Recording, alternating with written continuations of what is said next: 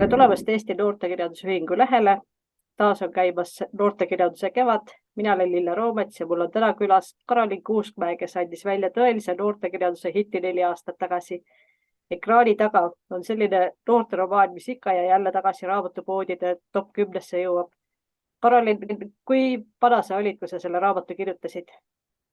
Ma arvan, et ma alustasin selle kirjutamist, kui ma olin 17, aga siis see kogus lugejaid virtuaalmaailmas.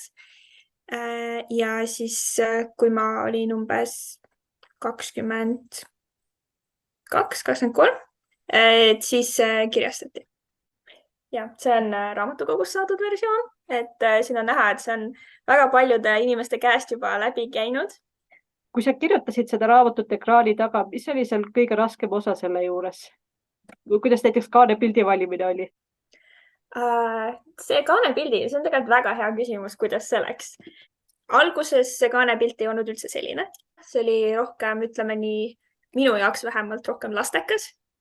Aga kuna ikkagi see on mõeldud noortele, noorte põnevik, et siis ma tahtsin, et see oleks midagi lahedamat, see kaanekujundus. Ja see, mis mul Wattpadis oli, selle ma disainisin ise. Ja siis ma ka selle raamatu puhul andsin kujundajale siis ette, et ma tahaks midagi sarnast. Ja siis ta selle põhjal tegi. See on tohutult suur töö teha valmis üks romaanimahus kirjatekst. Kas see oli esimene selline kirjatükk, mida sa kirjutasid, mis ei olnud kohustuslik kooli jaoks või oled sa ka varem kirjutanud? Ja see ei olnud minu esimene, et see oli esimene, mis nagu ametlikult kirjastati, aga tegelikult ma alustasin kirjutamist, nagu romaanide kirjutamist, kui ma olin 13 ja siis ma kirjutasin Wattpadi neid raamatuid ja seal nad on siiamaani, et need olid siis esimesed. 13, vau. Ma ei saa isegi enam küsida, et kas sa lapsest saadik tahtnud kirjanikuks saada, sest ilmselgelt see vist on su kogu aeg sees olnud, aga kas sa oled veel kellekski tahtnud saada või on see kirjanikuamet selline, mis on sinu jaoks täpselt õige? No tegelikult ma praegu õpin neuroteaduseid doktorantuuris, nii et minul, ma ütleks kuskil, no umbes samal ajal, kui ma selle kirjutamisega nagu tõsisemalt pihta hakkasin ma ka tõsisemalt mõtlema selle peale, et ma tahaks olla teadlane. Nii et esialgu ma tahtsin olla keemik, siis keemia läks keskkoolis liiga keeruliseks, siis läksin bioloogia peale üle ja siis lõpuks jõudsin neuroteadustesse välja. See Saara, kes on ekraani taga peategelane, et see on täpselt samasugune asjalik ja hästi teadmisimuline, nagu sa ise tundnud olevat, et kui palju on sellest Saarast sind ennast sees muidu?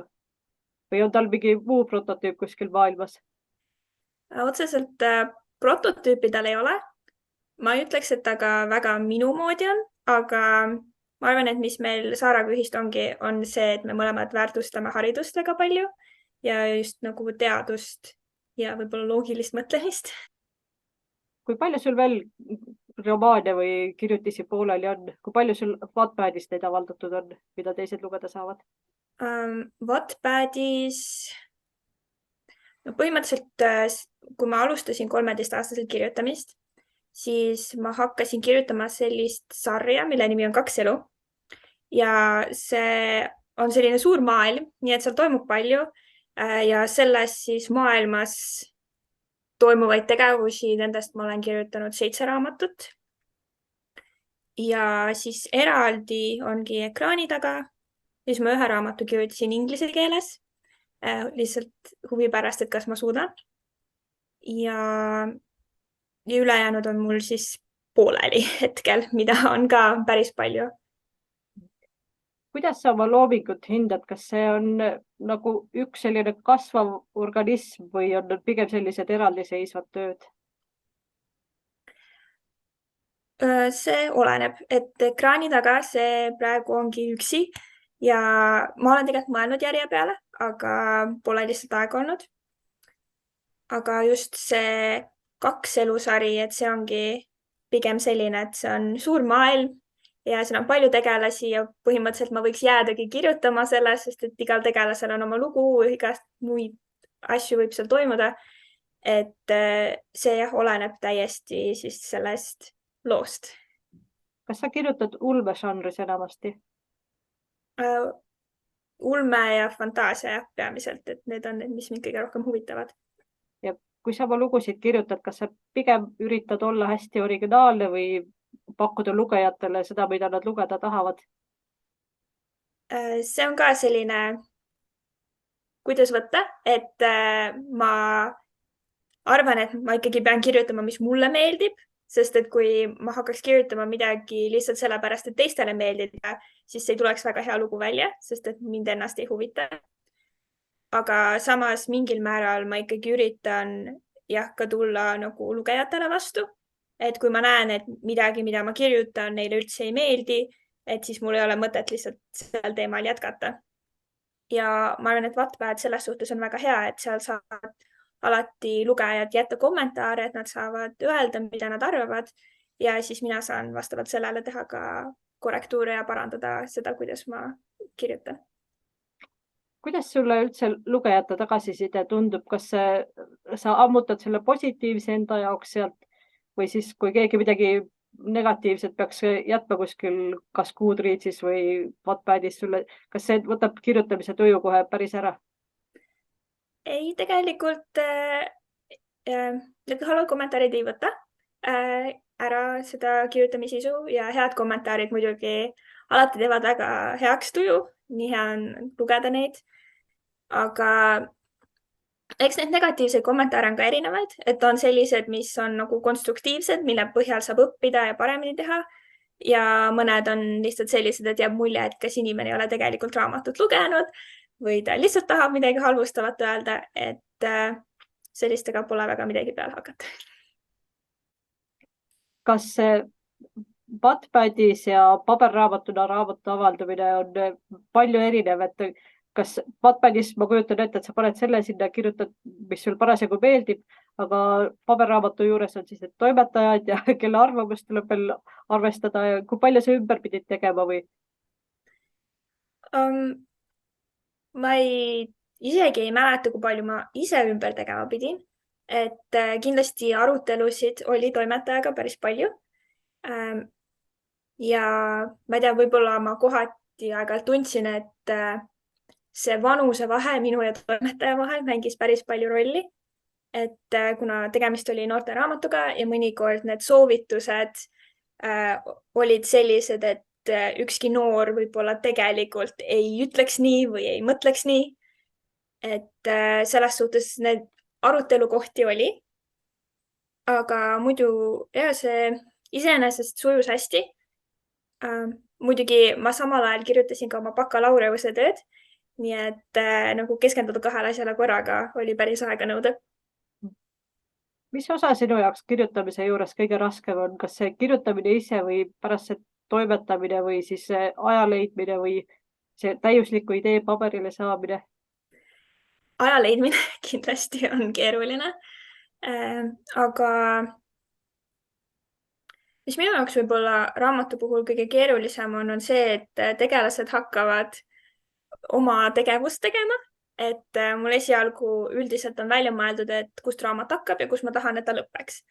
Aga see, mis seal vahepeal sünnib, siis see nagu kirjutamise jooksul tekib.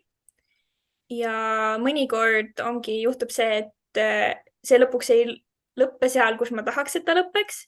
Et näiteks mõnikord tegelased vaidlevad ja ma tean, et selle vaidluse käigus ma tahan, et üks tegelane võidaks, teine kaotaks, aga siis need tegelased vaidlevad niimoodi, et lõpuks hoopis teine tegelane võidab ja ma ei tea, kuidas see juhtus. Et siukseid asju tuleb ette. Aga jah, ja muidugi see on ka võib-olla keeruline, et kui sa näed palju vaeva, kirjutad mõne peatüki, aga siis lõpuks ikkagi mõtled, et see ei anna mitte midagi loole juurde ja see tuleks välja lõigata ja siis lihtsalt ei suuda, sest nagu väga kahju on, et palju vaeva nähtud ja siis peab peatüki eemaldama. Kuidas su perekond ja sõbrad suhtuvad sellesse, et sa kirjanik oled? Üldiselt neile väga meeldib, et nad pole kunagi sellele vastu olnud. Ma arvan, et see kirjutamine teatud määral jookseb mul perekonnas ka või isegi võib-olla mitte kirjutamine, aga see lugude väljamõtlemine. et mu õde ise kirjutab ka, ta ei ole veel ühtegi raamatut nagu kirjastatud saanud ja talle rohkem meeldib luuletada. aga jah, ja mu parim sõbranna, talle meeldib ka kirjutada palju, nii et ma arvan, et ma olen ümbritsetud päris palju kirjandushuvilistest. Mis sul veel hobisid on peale selle, et sa kirjutad ja et sa õpid? Kas jõuad veel midagi teha? No tegelikult ongi, et ma õpin, ma olen doktorantuuris, lisaks ma käin täiskohaga tööl, ma olen ka tudengiseltsides ja mulle meeldib väga matkamas käia, sporti teha, selliseid asju, et üldiselt mul on rohkem huvisid, kui mul on aega, ehk siis iga natukese aja tagant leian mõne uue asja, mida ma tahan proovida ja teha. Tegemist on palju. Ma üritan leida ikkagi aega ka lugude väljamõtlemiseks, aga see jääb väga aeglaselt käib praegu. Siis ma teen päris palju ka vabatahtlikku tööd ja näiteks täidan raskelt või krooniliselt haigete laste unistusi. Mis on need sellised unistused, mida krooniliselt haiged lapsed unistavad?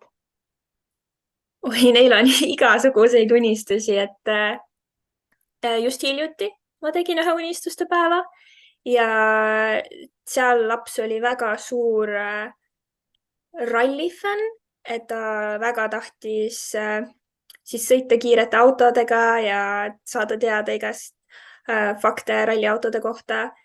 Ja siis talle meeldib ka tulistada, ehk siis joosta ringi, siuksed mingid sõjamängud, sellised asjad. Aga see on ainult üks variant, et tegelikult ei ole ühtegi last, kellel oleksid ühesugused unistused. Et ma kujutan ette, et nagu nad kõik tegelikult tahavad terveks saada, et see on nagu põhiline. Aga ja neid unistusi on väga seinast seina ja ülitore on neid unistusi täita ka. Et nagu olla osa nende unistuste päevast, et see on natukene nagu enda unistus ka täita. Kas sulle meeldib just noortele kirjutada? Mis on noortele kirjutamise eripärad? Mulle peamiselt meeldib noortele kirjutada. Ma arvan sellepärast, et ma ise olen ka noor, et kõige lihtsam nagu seostada ennast selle looga. Et ma arvan, et lastele ma ei oskaks nii hästi kirjutada ja täiskasvanutele ka mitte, sest ma pole nii kaua täiskasvanu veel olnud, et ma päris hästi aru saaks, mida see endast kujutab. Ja sellepärast ma arvan, et noortele on kõige parem kirjutada. Paljud kirjanikud ei julge noortele kirjutada, et nende jaoks on see nagu kõige keerulisem ala, et kas sa arvad, et noortele peaks kuidagi erineva sõnastusega kirjutama või mis on see põhjus, miks teised kirjanikud võivad karta seda, et noortele kirjutada? Ma ei kujuta ette. No võib-olla noortele kirjutades on raske ennast nagu panna või noore vaatepunktist näha asju. Või siis noored nagu seda lugedes ka tunneksid, et see kuidagi on selline asi, mida nad ise nagu, või noh, et nad ise kujutavad ennast ette selles loos. Ja ma arvan, et noortel on ka palju arvamusi, et neil on ka väga seinast seina, et millised need noored on, et võib-olla neil on raske muljet avaldada. Kuidas sa tead, mida kirjutada? Kas sa teed mingi hästi täpse struktuuri ja mõtled enne täpselt valmis, või tuleb sul lihtsalt kuskilt kanalist ja sa lihtsalt kirjutad, mis tuleb sealt ülalt poolt? Üldiselt nagu see kirjutamise osa on nagu üsnagi viimane asi, et ma nagu tavaliselt kõik need lood ja sündmused ja asjad, mis seal raamatus võiksid olla, need käivad mu peast läbi kogu aeg. Mõnikord on raske magama ka jääda, et lihtsalt kogu aeg nagu vaataks filmi, et lugu käib peas. Ja siis, kui mul on endal juba tunne, et see on jõudnud juba kuhugi, ma enam-vähem saan aru, mis toimub, et siis ma panen selle kirja. Kui palju sul on poolikuid lugusid arvutifailis või sa kirjutadki kõik otse Wattpadi? Ei, ma tavaliselt kirjutan ikkagi loo valmis, siis ma veel üritan seda toimetada läbi ja alles siis panen Wattpadi. Mul hetkel pooleli, ma isegi ei tea, ma arvan 4 lugu äkki on pooleli. Pluss ma tahan selle 2 elu sarja ümber kirjutada, et sellest, kuna ma alustasin, kui ma olin 13 jällegi, et siis sellest on nii palju aega möödas. Ajad on iseenesest juba muutunud, et mõned asjad, mis seal raamatus on juba vananenud, et ma tahaks jah selle ümber kirjutada ja siis päriselt ära kirjastatud saada. kas need on nüüd järgmised, mis sul siis tuleksid paberraamatutena või on midagi töös ka juba kirjastusega? Hetkel ei ole. Wattpadis sa oled oma nimega või on sul seal kasutajanimi? Ei, mul on kasutajanimi, mille nimi on Sherzade. Ja see tuli ka väga huvitavalt, see nimi. See nimi tuli siis sealt 1001 öös on selline tegelane nagu Scheherazade, kes siis oli noor naine, kes abiellus kuningaga. Aga seal kuningal oli komme, et ta õhtul abiellus ja hommikul ta tappis oma naise ära. Ja siis see naine, tema abiellus kuningaga ja ta alustas loo jutustamist õhtul ja ta jättis kõige põnevamas kohas pooleli. Ja siis see kuningas ei saanud teda ära tappa, sest et ta tahtis teada, kuidas lugu edasi läheb. Ja siis niimoodi 1001 ööd järjest ta rääkis neid muinasjutte ühele kuningale, kuni see kuningas lõpuks otsustas, et talle tegelikult meeldib see naine ja ta ei tahagi teda enam ära tappa. Ja mina, nagu nüüd ka selgus, täpselt ei tea, kuidas õigesti seda nime kirjutada. Ehk siis ma lihtsalt oma mäletamise järgi võtsin selle nime, panin oma kasutaja nimeks Wattpadis. Et see oleks nagu mulle endale ka inspiratsiooniks, et ma tahaks olla nii hea kirjanik, et see võiks päästa mu elu. Igastahes see ekraani taga oli küll täpselt selline põnev lugu, mis päästaks su elu igal juhul. Aga kuidas muidu Wattpadis eestlased üksteist üles leiavad? Kas seal on mingid omad grupid või kuidas leida eesti kirjanikke sealt üles? Üldiselt Wattpad ise annab ta annabki sulle eestikeelseid raamatuid, et ta nagu keele järgi enam-vähem viib kokku kirjanikke. Ja seal vist saab valida ka, et kust riigist sa pärit oled või ta vaatab kuidagi IP aadressi järgi või midagi sellist. Ja peaks olema mingisugune Facebooki grupp ka, aga ma ei ole kindel. Ja suur aitäh sulle, Karolin. Ja ma viimaseks nüüd küsiksin, hästi paljud noored tahavad saada kirjanikuks. Sina meil oled kirjanik edukas, eriti Wattpadis. Kuidas saada kirjanikuks? Mis nõu sa annad noortele, kes on sellised 13–16? Ma arvan, et kui sul on peas mingi hea lugu, mis sulle meeldib, siis lihtsalt pane kirja. Et võib-olla kohe ei peagi saatma kirjastusele, et ongi näiteks sellised variandid nagu Wattpad, on ka muid variante, kas või blogi või mida iganes, et siis vaadata, et kuidas teised sellele reageerivad, kuidas see teistele meeldib ja siis kirjutada edasi. Et oluline on lihtsalt alustada kuskilt ja vaadata, mis siis edasi saab. Suur aitäh sulle ja jääme su järgmisi raamatuid ootame uute kohtumisteni. Aitäh! Tegemist!